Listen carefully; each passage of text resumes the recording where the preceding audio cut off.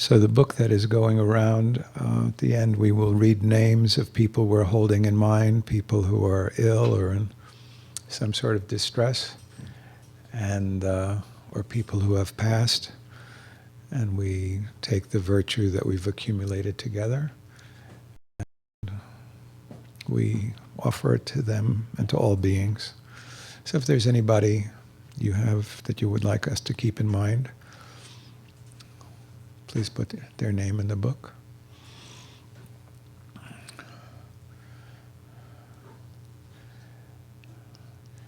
So welcome. We are celebrating Tibetan New Year today.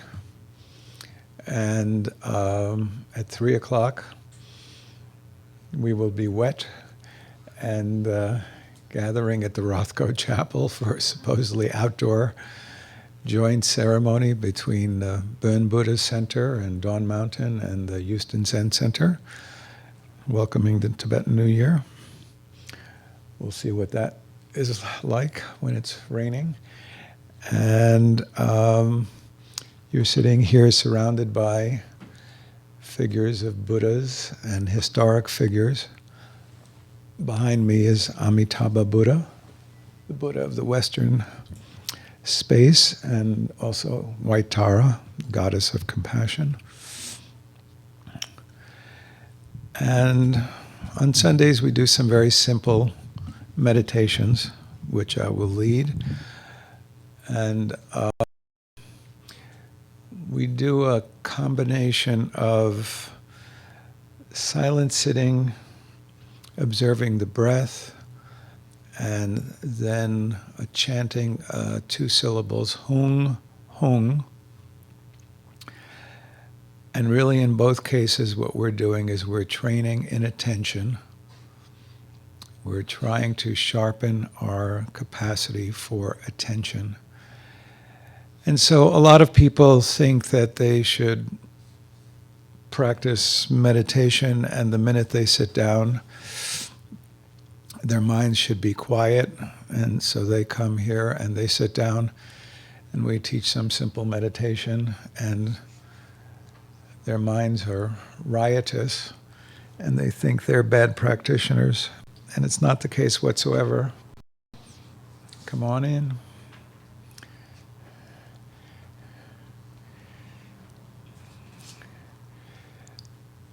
A reality is that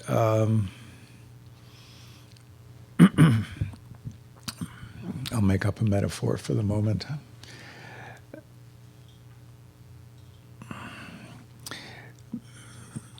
Cultivating attention may be like a little bit like a flashlight, and our minds are a little bit like dirty, dusty rooms. And what happens when we actually start cultivating attention is we discover how dirty and dusty our minds really are. So it's not like anything's actually changing, but we become much more aware of how noisy our ordinary state is. And so actually beginning meditation is kind of a challenge.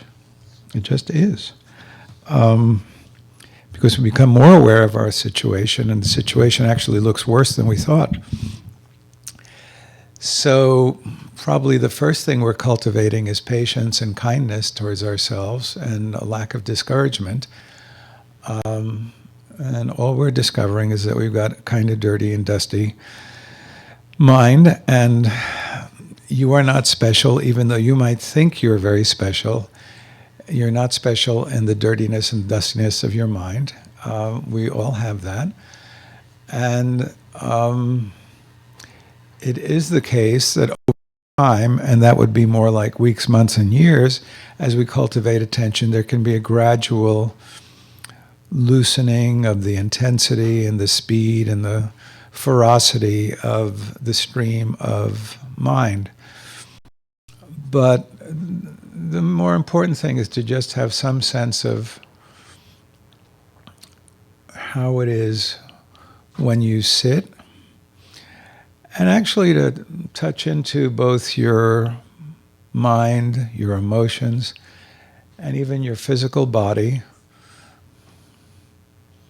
and see how the practice of meditation affects you.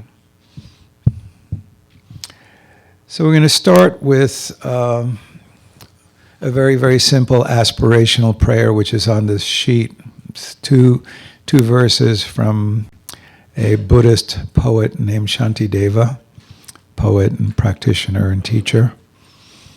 And it just embodies our aspiration of kindness for all, which, if you think about it, is a pretty hard aspiration to actually live by. So even if we're developing kindness for more and more, we're in the right direction. If we can't quite muster all just yet, again, be patient and tolerant for yourself. So we start with the aspiration.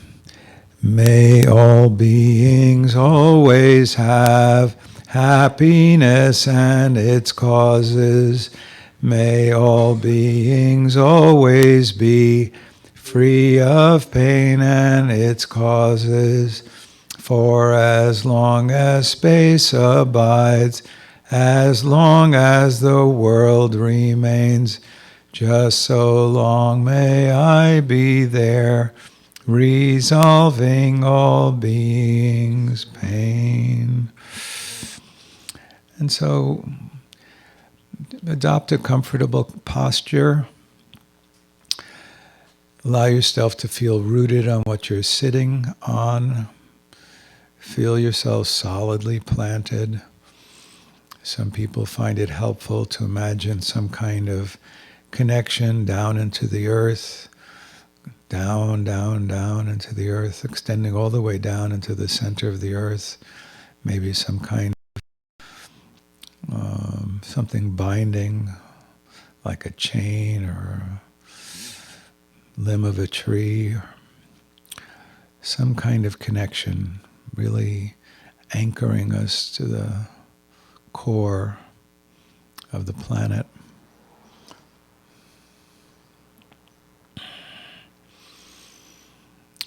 And for this meditation, if you like, you can keep your eyes shut, but if you find you're falling asleep, you can open them just, but have them be unfocused.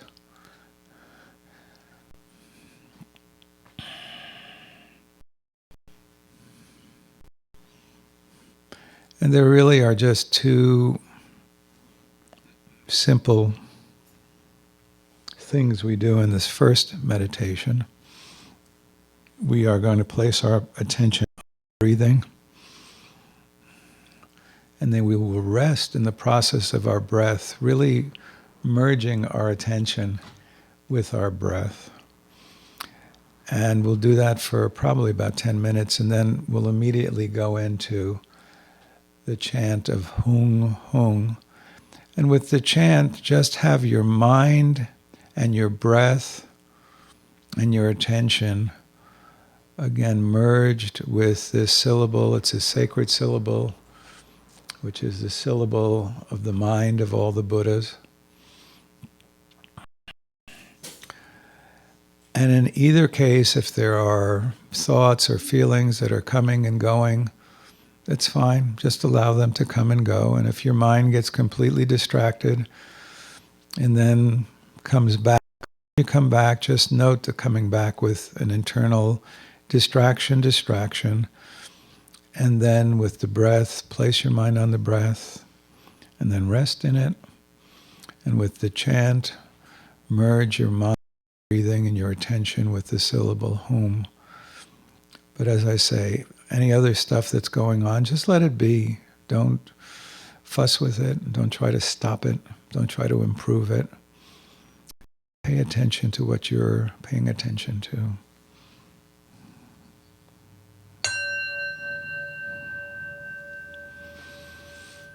So place your attention on your breathing and rest your attention in your breath, really becoming one with the process of breathing, sensing it thoroughly.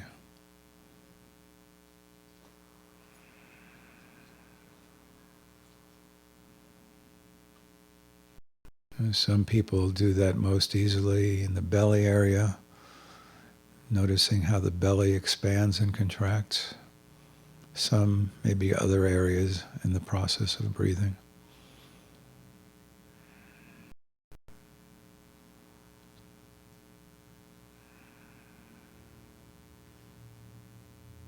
Place your attention and rest in the breath.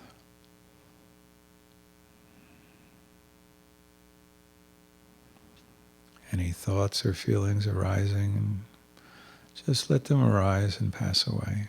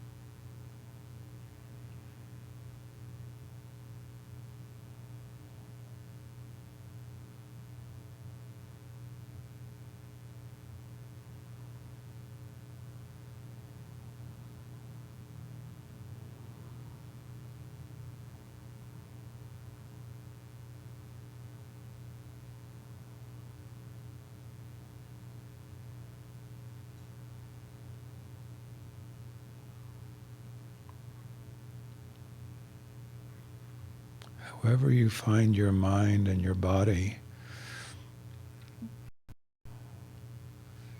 see if there's a little bit of settledness or peace or more restfulness. And just allow yourself to, without effort, emphasize settling into that settledness, resting in that restfulness. Other stuff is going on, allow it to go on. There may be sounds and noises, there may be thoughts, distractions. It's all okay. Just allow yourself to settle into whatever settledness may be there. Rest in whatever restfulness. Just allow yourself to be without fussing.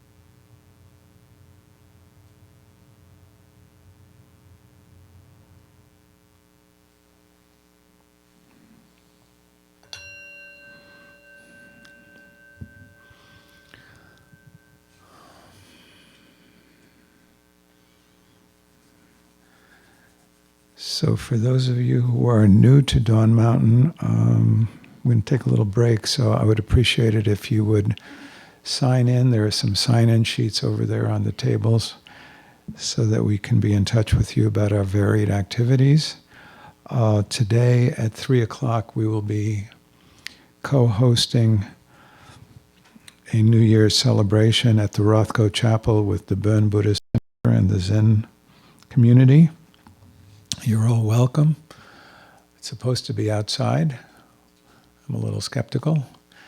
And this coming Tuesday, I'll be teaching Changing for Good. It's an ongoing series, but each class is standalone. So if you haven't come yet and you're interested, please come at 7. And we're also alerting people that on April 5th and 6th, we'll be doing a retreat entitled Ocean of Wisdom, new and advanced students, which is based on some teachings that Anne received from Adzum Rinpoche. So thank you all for coming out today on a cloudy day. We'll take a 10-minute break.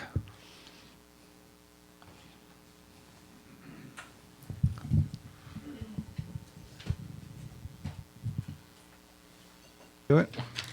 It's tacked on. There you go. Good morning, everybody. If I haven't met you yet, I'm Mary Scott, executive director here at Dawn Mountain. And I just want to remind you, we have one more weekend to collect for Dante's Drive, I'm calling it. And the information is on the door, or on this flyer, so you are invited to bring a roll of toilet paper, a roll of paper towels. There's a list of what he needs: feminine hygiene products, trash bags, or large laundry baskets. And we have one, but we'd love to have a couple more of those. There's a large box on your way to the restroom, but if any time you felt like dropping them off, we would really be happy to receive those items. Thank you so much. And I also wanted to mention one other April 4th, we will host a community conversation in with the Society of Performing Arts, who will be presenting a group called the Cloud Gate Dance Theater of Taiwan. And Cloud Gate Dance Theater is not any kind of dance you've probably thought about before. It's very meditative. The company is all Buddhist. And Anne will be here in dialogue with their rehearsal master co-director to talk about how their Buddhism informs their art and their practice. And it'll be a really beautiful evening. It's free, open to the public. We'll have some postcards about it soon, but save the date, Friday, April 4th. Hope that you'll join us. And their performance is Saturday night at the Performance Society of Performing Arts. And just a spoiler alert, they put 2.5 tons of rice on the stage when they're dancing. So that in itself is very, very intriguing. Bring your soy sauce.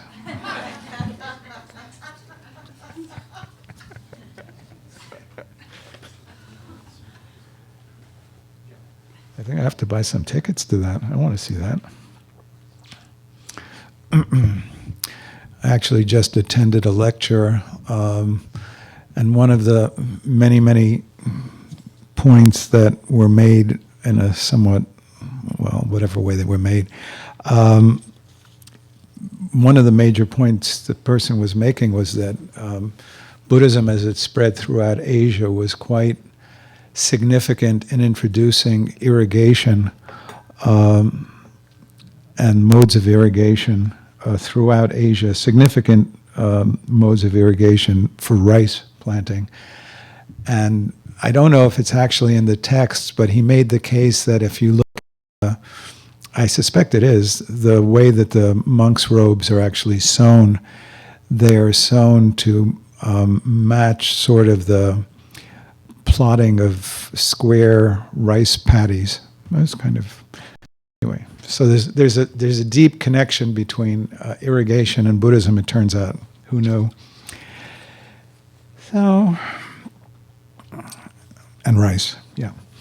So, anybody have any questions or anything to say or ask about New Year's or about meditation or Dawn Mountain? Ask now or? Could you just give us a small explanation about the New Year? How do people in Tibet celebrate it? Or How they celebrate. What is the difference between the Chinese New Year and the Tibet? They seem to run about a month apart, although sometimes I think they may coincide. It's very, very similar. The Tibetans, like the Chinese, have a 60-year calendar. You've got 5 elements and you've got 12 animals, and so you rotate the elements with the animals and you end up with a 60-year cycle. This is a wooden horse year. The big thing that I'm aware of is that, well, preceding the new year, there are a lot of rituals for sort of gathering all the negativities from the prior year and dispelling them. And then the new year typically starts in the evening, and then there's a lot of visiting traditionally with family and eating a lot of sweet, they do these fried sweet doughy things. And so you eat a lot of that and drink a lot of tea and gossip a lot. And it's considered a period of virtue. Everything is multiplied 100,000 times, it is said, so people try to do a lot of positive things for the first 15 years of the new year. And we will have meditations on the next Saturday and the Saturday after at 11 to 12. Janet is leading one, and Claire will be leading one. So if you want to be a little bit holier than normal, you can join us on one of those Saturdays. And then on Sunday, Sunday the 16th, there'll be a little bit of food at the end of meditation as well. So it's considered an auspicious time to do positive, virtuous activities and also visit relatives and gather and have some time off. Anything else? Okay, we'll do a little more meditation.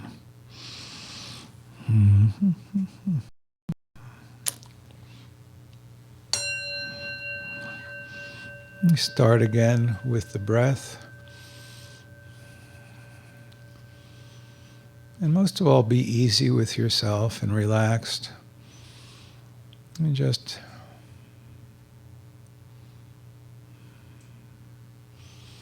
place your attention with your breathing and then rest with that.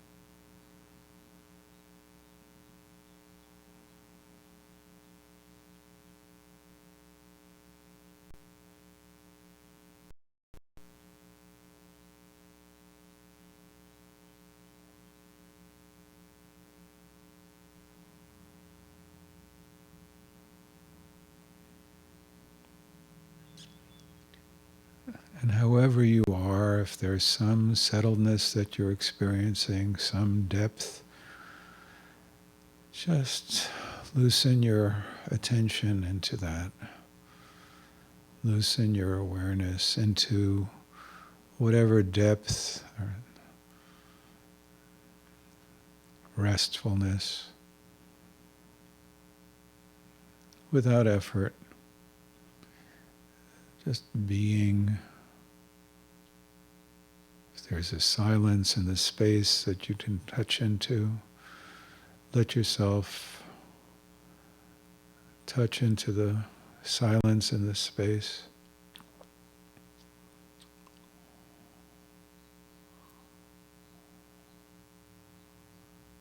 Become that silence,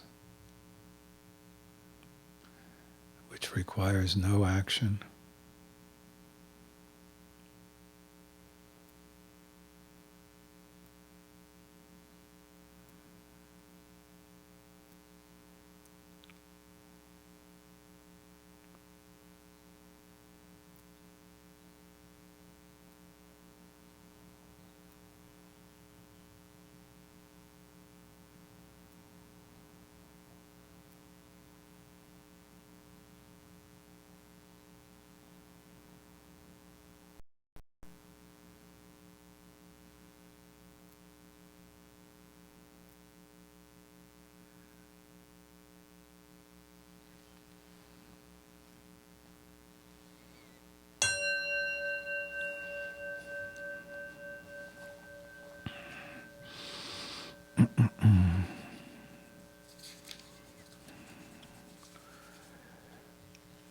So Rich, when we get to do the blessing, would you light the candle in the middle there?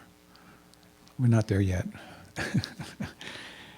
So we'll read the names of people in need, and we're dedicating the virtue of our activities this morning to all of these beings, as well as all beings throughout space. People of Kiev, Ukraine, Stanley McKing, Bardo, Mrs. Cobb Bardo, Mrs. Viola Bardo, Mark Barlow, sick, Luco family, Barlow family, Viren Shaw and the Bardo, Beverly Bammel, F.I., Monica and Jesse, Carl Curtis, Hannah Williams, Kyle, Shane and Brad, Kagan Lucas and the Bardo, Austin Bardo, Bobby, all ill children, Walter Cubberly, LGBTQ Ugandans, Mario Ortiz Rodriguez, Hamid Reza, Buddy, Cheryl, Bunny, Buddy, Forrest, Sparkles, Riley, Jill, Watson, Natasha's grandmother in the Bardo, Lisa, Elizabeth, Jessica, Gina, Omar, Jim, Jerry, Matt, Alice, Irene, Natalie, Bill, Jan, Ann, Diane, and Cheryl, and all they come in contact with, Lauren, Rob, his grandson Quint, and all the family, the people of Ukraine and Russia, Monica, Ellen, Naomi, Sarah, Alexander, Eleanor Day, Greg and Andrew, Abe Schwartz in the Bardo, and Ani Tsultim's daughter, Kate, and Ruth Ewing in the Bardo. Okay, so we then do the blessing.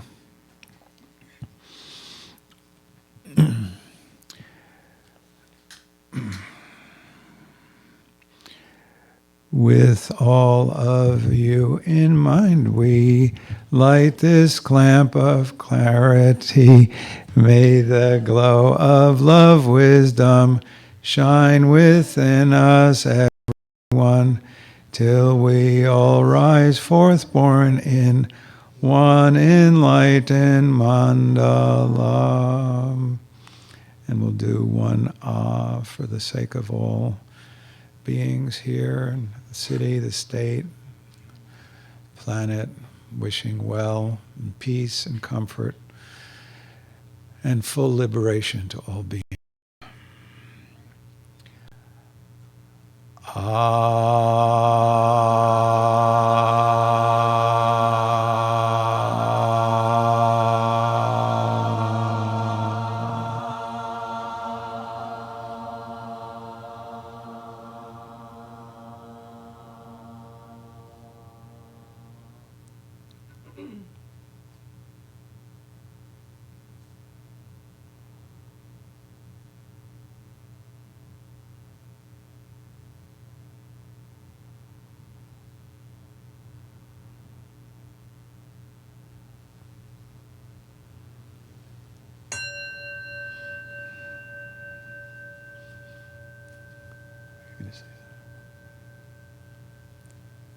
No? Nothing to say?